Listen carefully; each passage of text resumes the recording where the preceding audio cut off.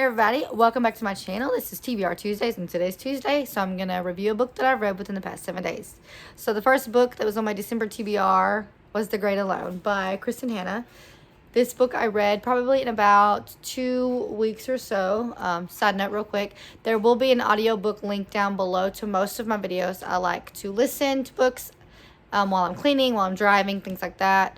And then also I like to read like while I'm sitting at work. So most of them, if I have found an audiobook that was on YouTube, I will link that down below. This does have one. It's 2-parters. The first one's 8 hours. The second one, I believe, is about 3 hours. Yeah, 8 hours and 3 hours, something like that. So if you want to listen and read, or just listen, however you want to do it, that is going to be an option that you can find below. So this book is about the Albright family. And the main character, her name is Lenny. She's 13 years old when the book starts. And it starts in the 70s, 1974. So,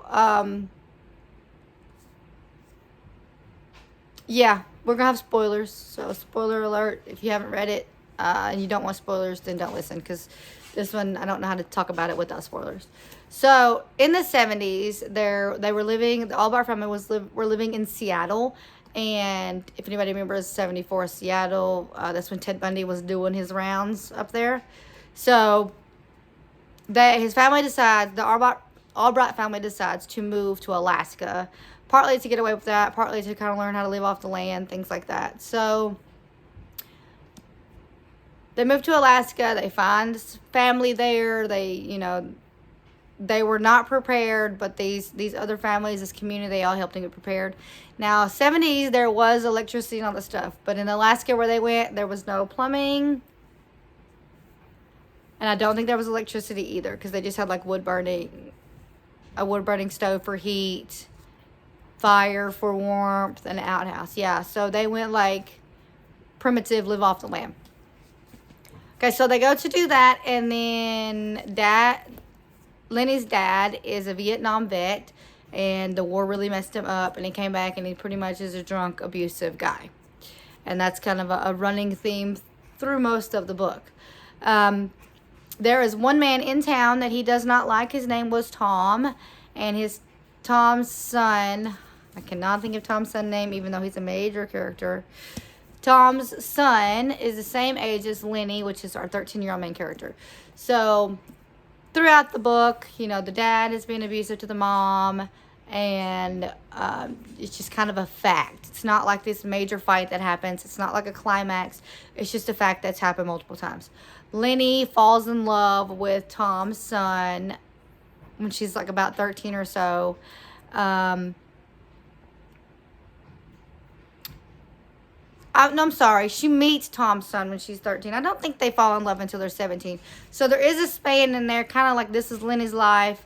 Tom's son's got a good dad. That's his life. But when they were young, Tom and his mother were walking in Alaska, and the mom had fallen under the ice, and she actually passed away. So that was something traumatic that did happen to him. And then they just kind of fast forwards 4 years. To where now Lenny is 17 and Tom is like 17 or 18, something like that. You don't really know what happened. Not really sure what happened at that time. Before it jumped forward, Ernst is the husband's name. Cora is the wife's name. Lenny's the daughter. Ernst had hurt Cora pretty bad, and then he went to town. And then Cora had gone to town, ran into Tom. And there's a main character named a side character named Large Marge. That's right. Large Margie's from Gilmore Girls. Large Marge. And they kind of find out that he's being abusive, so they come up with a plan where in the winter months he's going to leave and he's going to go work on the pipeline. He'll send money back to his wife and his daughter, and that's because when it's really cold and really dark, it messes him up, like it makes him even more violent. So they were doing that for those 4 years as well. So now we fast forward. Lenny's 17. Her man is 17 or 18. And the dad comes back and he's lost his job. So for 4 years, that's what they did. It worked out fine. He was mean every now and then in summer, but it wasn't like this, But he loses his job, which kind of is makes things worse. And Tom is trying to improve the community. He's almost like the mayor of the town.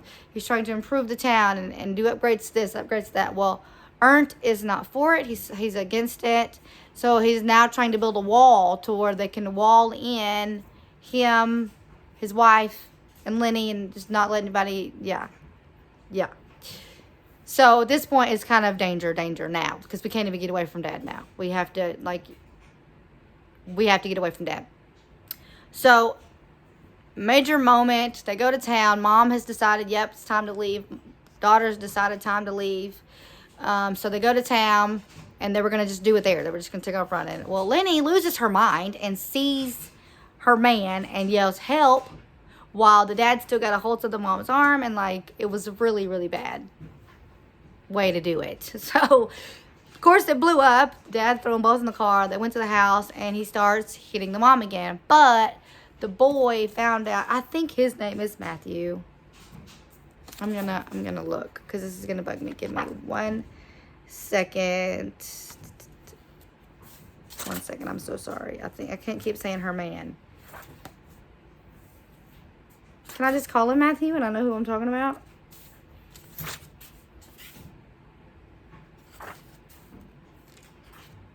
I'm so sorry. Matthew. It is Matthew. Okay, good. So, her man, Matthew, runs up to the dad, because he saw everything happening, and they know that Ernst is like this, so he knows it's going to be bad. So he goes in there, pulls Ernst off of the mom, Cora, and they kind of, spur of the moment. She's like, the mom says, I'll go with Tom and Large Marge. I'm going to press charges. You go with Matthew, and y'all stay hidden. And she tells Matthew, take her or her dad home. No idea where she's at. So that's where they go. So for, first day,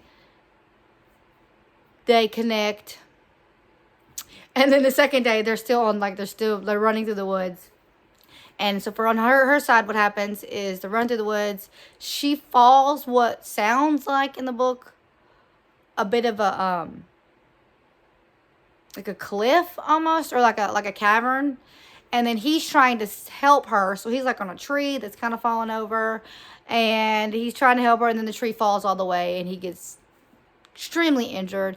People show up about that time to help. And they both go to the hospital. They get out of the hospital. She's fine. He is to the point where he's like a vegetable. He's drooling.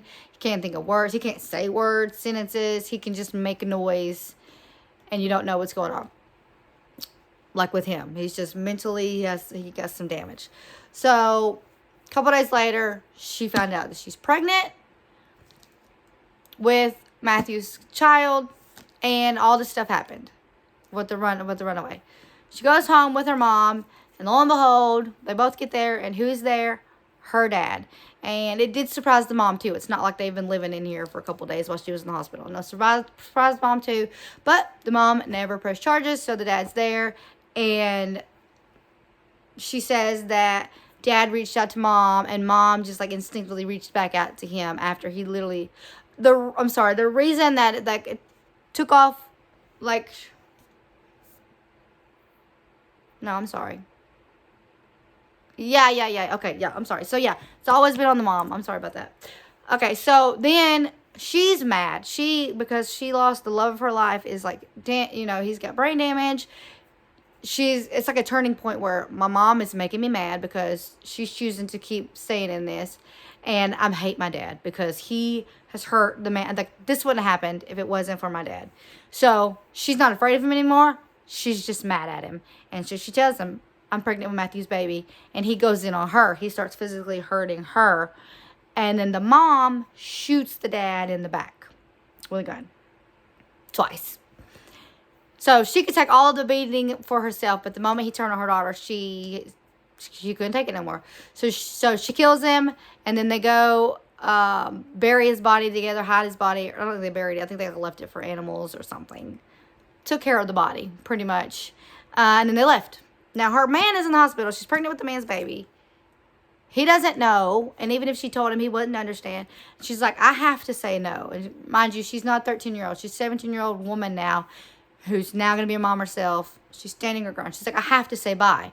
And her mom's like, no, we're going to make it look like we're missing. Like maybe he murdered us. That's how we're going to get away with this. If you go tell him no, that could cause problems. And she's like, I'm telling, or if you go tell him bye, that could cause problems. And she's like, I'm telling him bye. I don't care. I'm telling him bye. Which she does do. And she sneaks in there, tells him bye. And she doesn't know this, but there's a chapter in here that we know as the reader that he knows her. Like he's like, and he calls her her. He doesn't know why she's important. He doesn't know who she is. The thought he has is her for Lenny, for, you know, his love, Lenny. But all he can do is kind of like yell and you know, mumble and scream and making no sense. But we know that he knows who she is, and he calls her her. He's like, her, she's important. I don't know why, but her matters, right? So then they go back to Seattle. Leave Daddy's body, back to Seattle. And there's like an article that comes out in the paper talking about people missing, suspected that it was a murder, that he murdered them and ran, kind of thing. So they go back to Seattle, and then it just stops for 6 years. You don't get to know what happened in those 6 years. You get to know what happens at the end of your 6 years, or maybe it was 5 years. Basically, her mom, Lenny's mom, dies of cancer, but you don't know much that's gone on. I think it's been 7 years, because MJ, the little boy, is 7. So they moved back to Alaska, basically. And the only tie that she had to Seattle was her mom. Her mom died, so she's going back to Seattle. She's going back to Alaska from Seattle. But you don't really know what happened in those 7 years at all. So we go back to Seattle, and she apologizes because she felt like she just left him after he got injured. She's apologizing to the dad after he got injured. Apologized to Large March. Just everybody just for kind of like taking off and going. So Tom Walker asked if she wanted to see Matthew, and she was like, yeah. So she's expecting to go to the hospital. Well, they actually go to a house where he has a job. He has a limp, but it's kind of it's a really well written scene, kind of gets you in your feels, because she goes to tell him about his son, but she walks in and she says, there's someone I want you to meet. And we're hearing Matthew's internal monologue, and he was like, I knew it. She's been gone for 7 years. She came back just to tell me that she's met somebody. And he got really mad. He didn't, say what he was thinking. He just got really mad. He's like, you just need to leave. I don't want anything to do with you. And as the reader, you're like, just say it's the son. Just don't get confused. Just listen to each other. And they do. She finally says, the person outside that I want you to meet, because she did say it's a him outside, and that's why he went there. She's like, the person outside that I want you to meet is your son. We have a son together. His name is Matthew Jr., MJ. Come meet your son, kind of thing. And it's like, oh, it's awesome, and he meets. And the 7-year-old's like any normal 7-year-old that's talking and stuff. And her and Matthew and MJ all get to pretty much live happily ever after. And that was The Great Alone. A couple things about the book. I give it a 4 out of 5 for a couple reasons. I very much like a book that is plot driven. This is character driven. It's like, the mom was beat up multiple times. There was kind of the arc where they ran away, but that stopped. And then you still had about a good 100-something pages after that happened. So it was a little long-winded. She's a very good author. Like, it is very easy to envision what she's writing. It's not difficult. I read a book, Screw Tape Letters by C.S. Lewis, and that was a hard read for me. This is not a hard read. It wasn't plot-driven, but I couldn't put it down. Isn't that weird? Like, I had to go to sleep, and I had to, physically, stop reading to put it down. So it did grab my attention. It's a good story all in all, but it's not like a middle or beginning, middle, end. There's, the build-up, the character building, the climax. It's pretty much all character building with, a story weaved in more than anything. You learn about people and kind of what happens instead of what happens and people in it. This is people with stuff happening to them. That's my only, I guess critique would be that it wasn't plot driven. So that's not even really critique if you like that. So that is my review on Kristin Hannah's The Great Alone. So pick it up if y'all want to. Don't forget, audiobook down below. And tackle those TBRs. Bye!